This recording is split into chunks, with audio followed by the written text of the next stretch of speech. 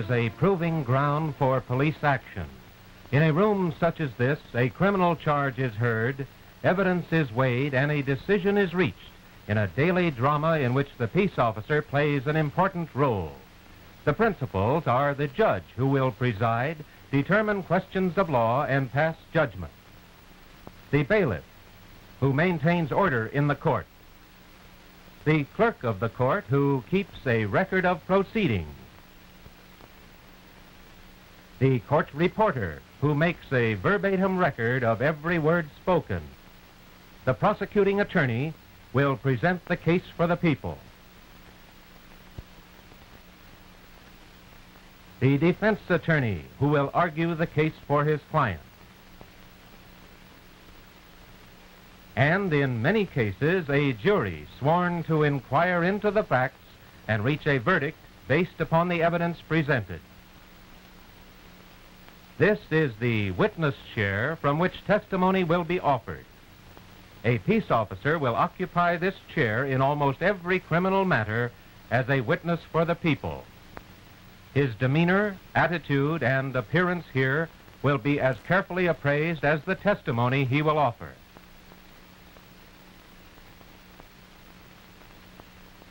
Also essential to the presentation of the case is the physical evidence on the prosecutor's table.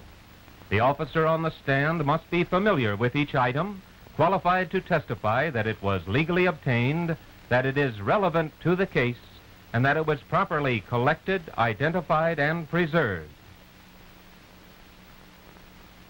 The impression made by the officer's appearance often affects the weight given his testimony. His demeanor in the courtroom and the manner in which he testifies could make the difference between conviction and acquittal. A proper courtroom appearance demands preparation. Well in advance of the day of the trial, the officer will carefully review his notes on the case and other material which will enable him to refresh his memory of significant events. Then, in an informal conference with the prosecutor, he will go over the evidence accumulated so that the substance of his testimony may be developed.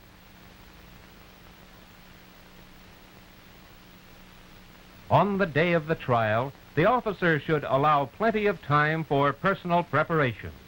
Whether in uniform or in civilian clothes, handsome or homely, he makes it a point to be clean and well pressed. Hair combed, tie straight, and shoes brushed. And he has time for one last look at his notes, just to be sure he has all the facts straight. He may have to wait when he gets there, but he is prompt in reporting to the courthouse for the trial.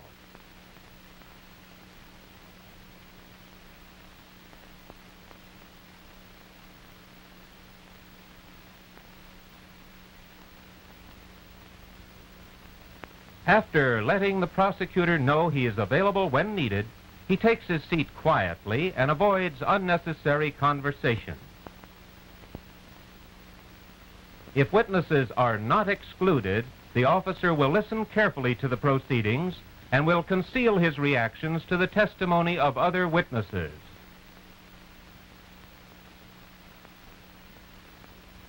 When his name is called as a witness, the officer responds promptly. He approaches the stand in a dignified manner, ready to take the oath. He stands erect while the oath is recited, paying attention to what is said. The officer seats himself comfortably, avoiding a tense or awkward position. He holds himself erect, both feet flat on the floor.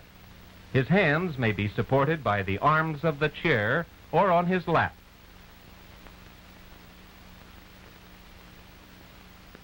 The prosecutor's questions are intended to bring forth information needed to prove the case. The officer listens carefully to the questions put to him.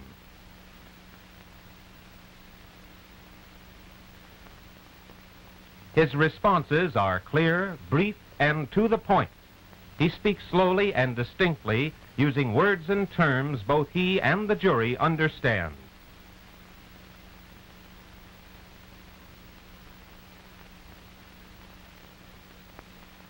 If it is necessary to refer to notes, they should be produced without fumbling and searching. Notes should be neat and orderly, arranged so that the witness is able to quickly find the information needed. It may later be necessary to show them to the defense attorney.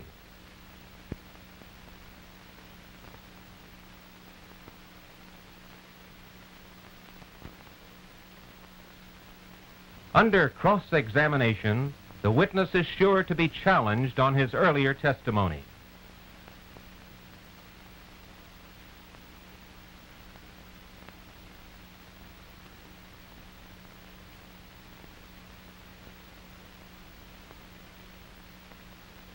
The witness gives the same careful attention to the defense attorney's questions. By pausing for a few seconds before making his response, the officer has a chance to consider his reply, and he provides an opening for a possible objection by the prosecutor. The witness's attitude and demeanor are the same as under direct examination.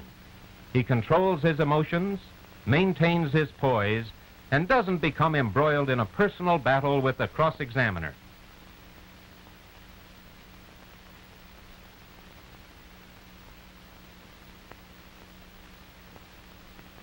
When he is excused from the witness chair, the officer takes his leave in the same dignified manner in which he approached the stand.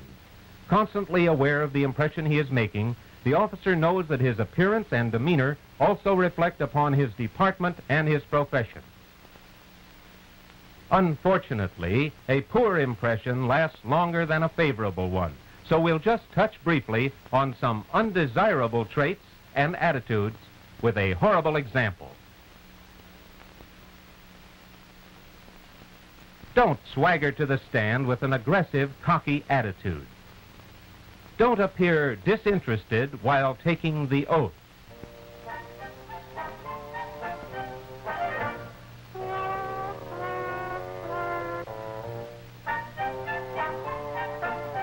Don't slouch in the witness chair as though bored with the whole proceedings.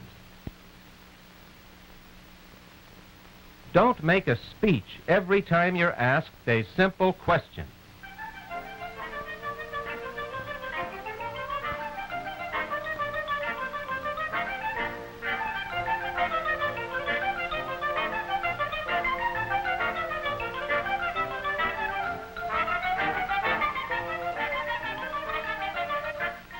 Don't be a smart aleck witness, overbearing and self-satisfied.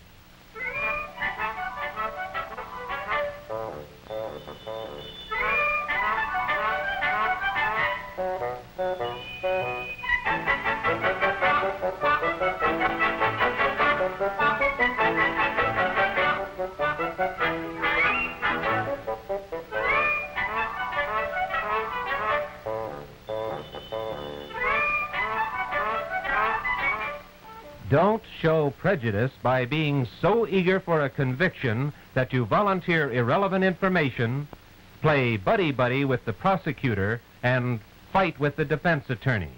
Only a guilty plea will overcome attitudes like these.